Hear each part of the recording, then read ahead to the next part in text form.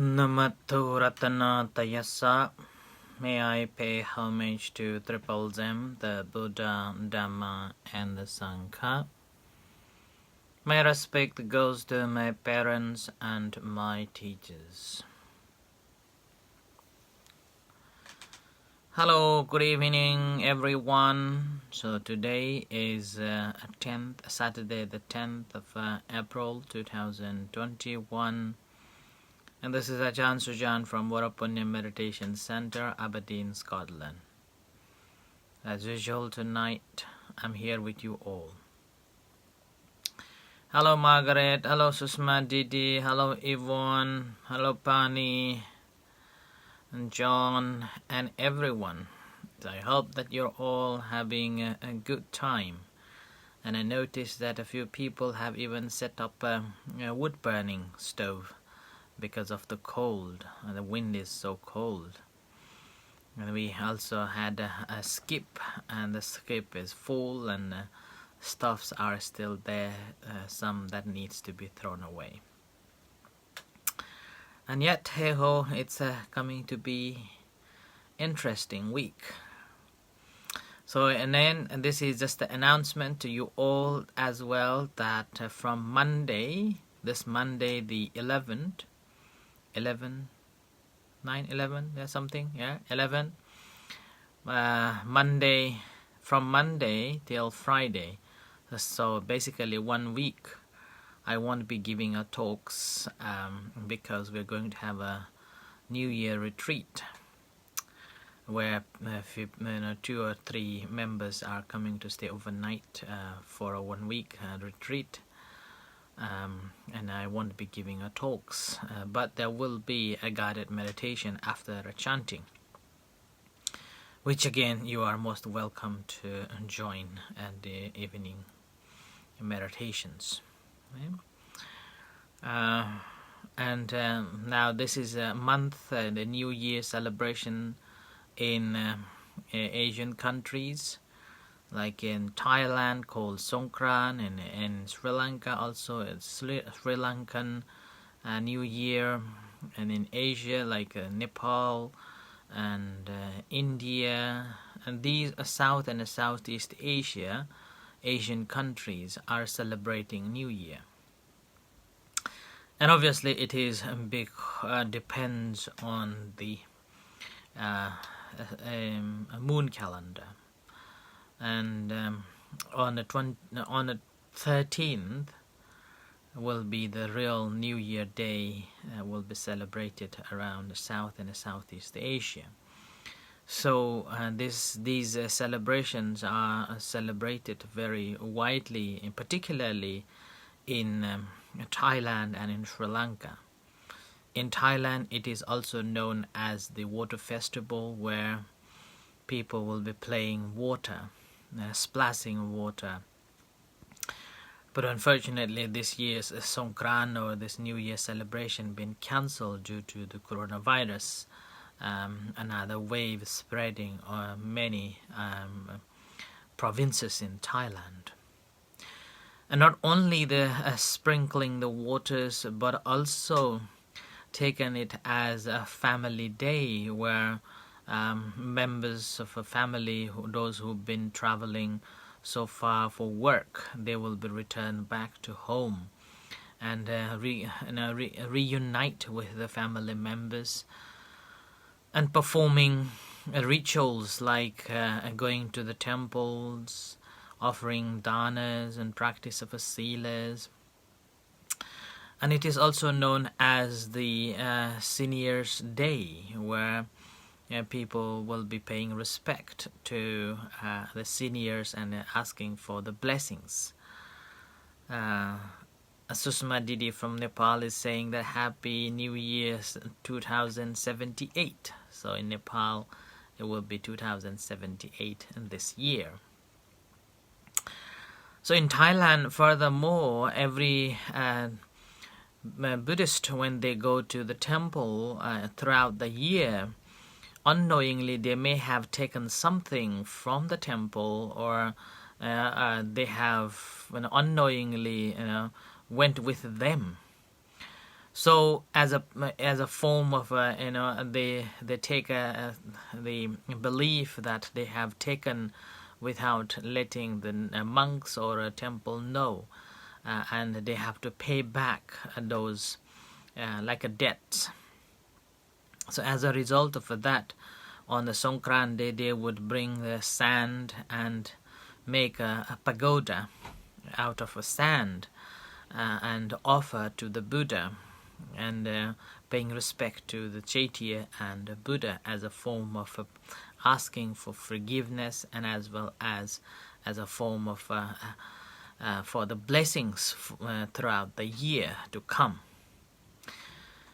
So as the dusts or anything that we have unknowingly taken from the temple, they will build this sand as unknown, uncountable sands, as a form of repaying to the temple.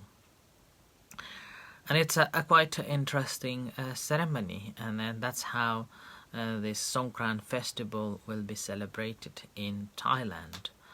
Similar way in Sri Lanka, then even very interesting that there will be a day that they won't do anything.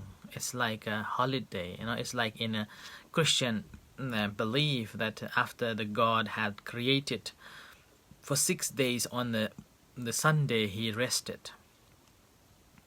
Similar way in Sri Lanka, before the new year they will do nothing and a complete rest, and the very first day they will do is cooking the rice, and they are making the sweets. And these rice and the sweets, first of all they will offer it to the monks, and then it's like a new year begins with the new things and new forms, and everything just gradually develops. There will be giving a presents and visiting families and gathering and eating sweets and like that.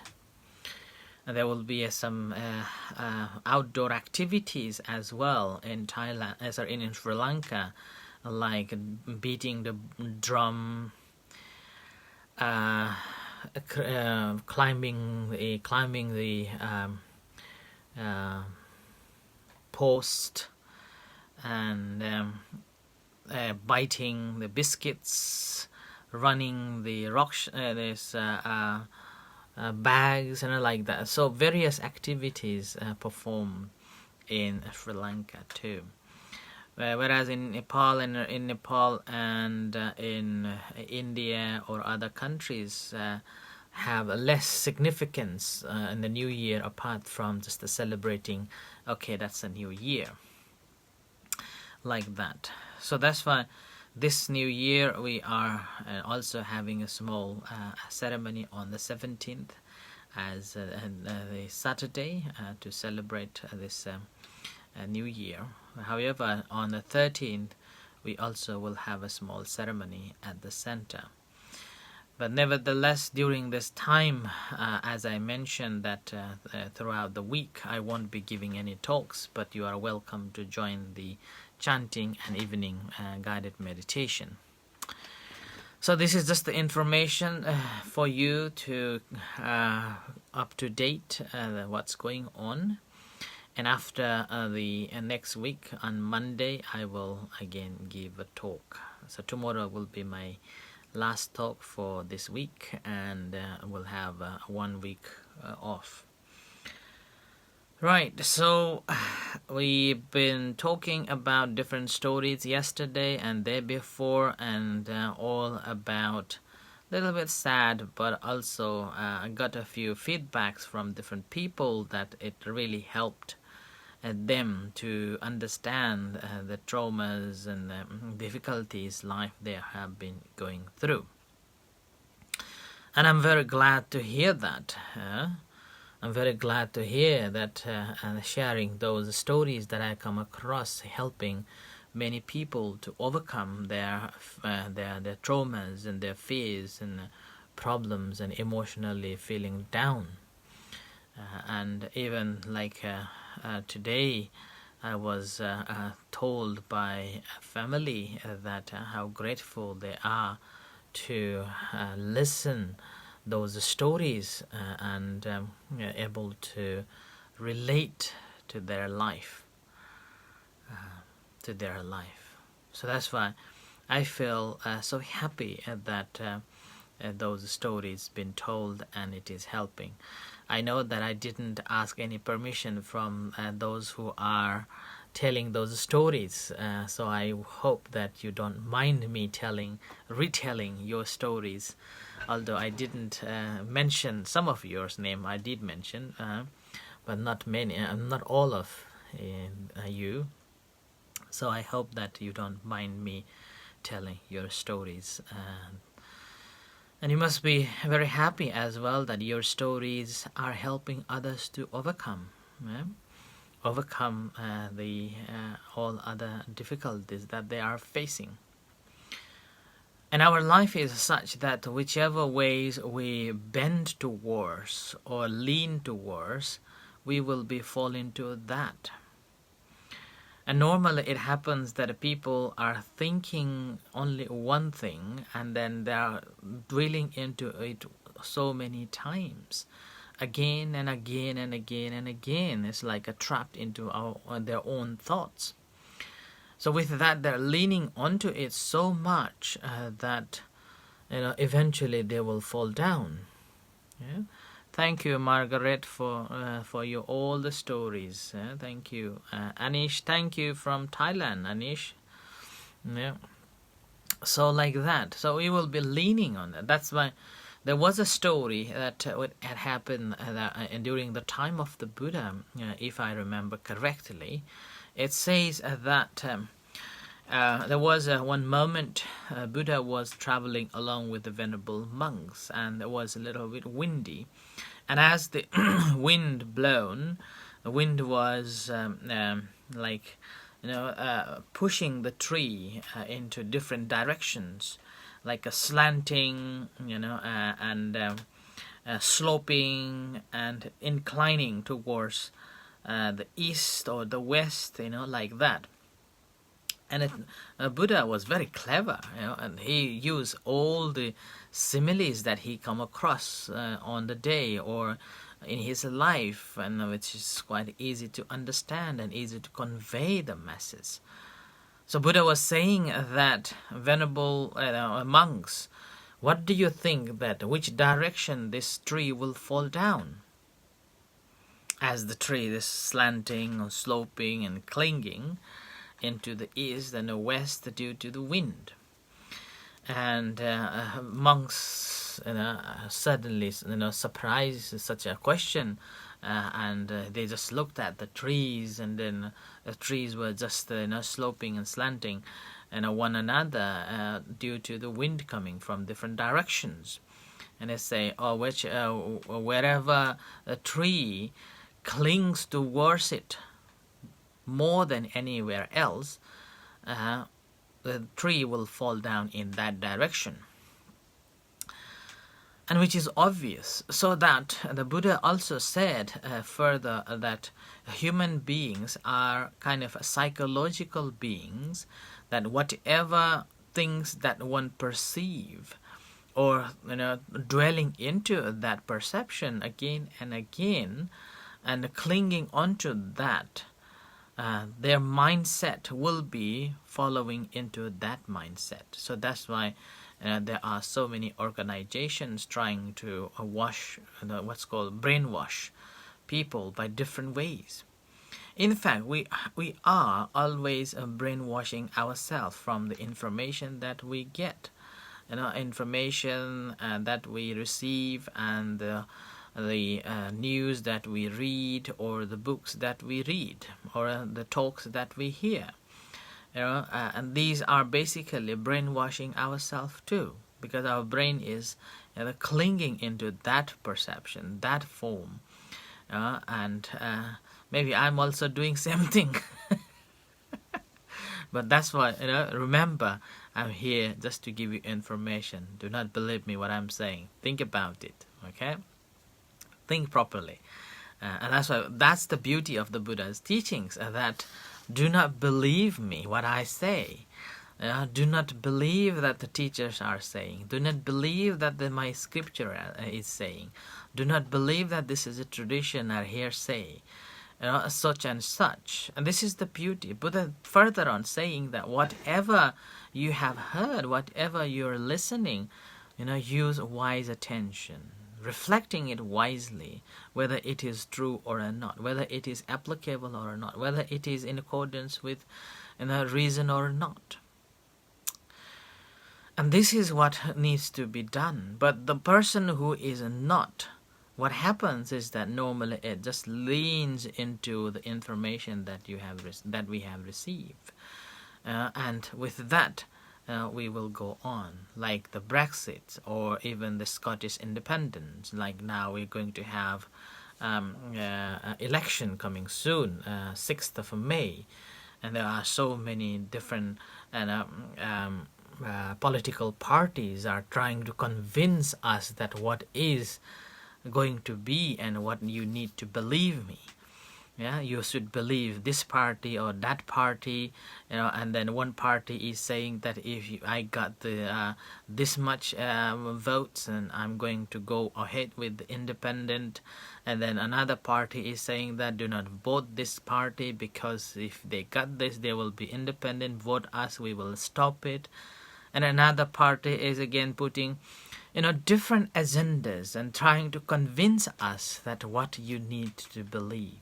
And then in here, again, when we make a decision, we will be making a decision under our understanding, under our wish, and what we want it to be, and what it needs to be, like that.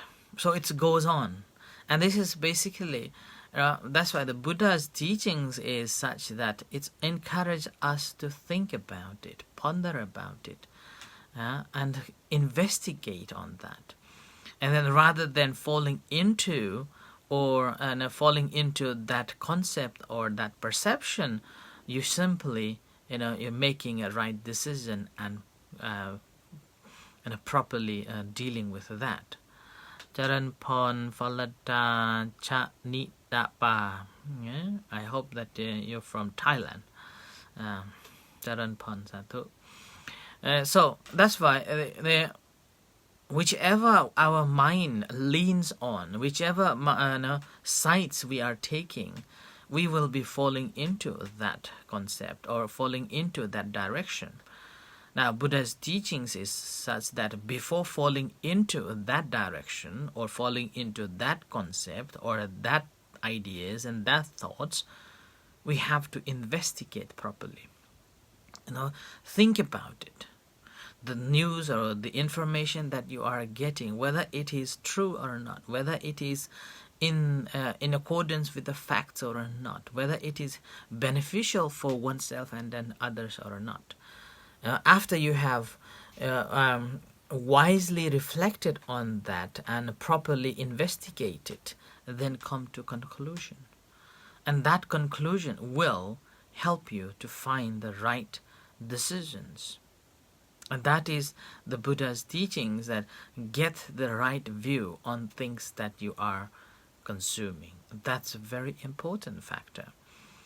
Without having a right view, what happens is that we will be adding our desires, we will be adding our thoughts and perceptions, what we think is the right, rather than the reality as it is pertaining to itself.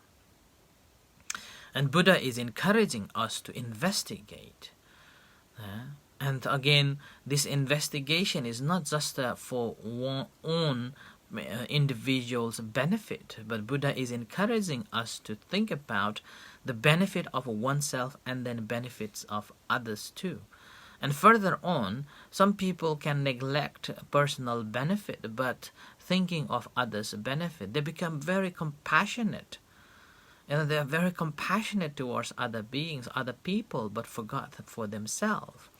And that's not good enough. Like in this story, I can remember, we had one member who used to come for the meditation, and it happened that she was very compassionate. Whenever she sees someone in suffer or someone in a very difficult time, she would suffer for herself, saying, oh, how terrible that is going on. And that is not a good compassion. Compassion should not be harming yourself. Compassion should be altruistic, a compassion that you have wished to help others, but in a meanwhile you are not harming yourself. So that's why only thinking of a benefit of others is not good enough yet. And that's the reason why Buddha is saying that always think of a benefit of both. So first, benefit of yours, second, benefit of others, and then third, benefit of both. When these three categories are matched, only then known it as the benefit. The real compassion is there. So this needs to be understood too. And the very moment when we understood in these ways, then it's much easier to make a decision. So we won't be under the influence of personality view or personal benefit. And also we are not having this biasness or any prejudice or any anger or a hate. Because whenever we have this anger and a hate and emotion, our decisions always wrong. Our decision always not in a right way. Because we are making a decision under the influence of the emotions. So emotion is not the result, a good way to make a decisions. So the Buddha is basically encouraging us to use wisely, investigate it, and then the way that we are having here is having a right view about that. The moment when we got the right view, what happens that we will be thinking correctly. That thought is free from biasness. That thought is free from prejudice. That thought is free from individual benefit, but the benefit of the whole. The way you speak will be more beneficial. It has a full of kindness and compassion towards oneself and other people. You will be not saying with any anger and hate. It's like I have mentioned when I was traveling in India, and I was shouting, telling off children. But rather than they were frightened, they were laughing at me, because they felt like my voice was not that anger, and I was telling like in a sense of a joke. It's like, oh, I became so angry, like that. But my face was happy and charming. And a similar way, recently I was told that I was so frightened, and I was saying "Tok chai mot lai," like that. So it's like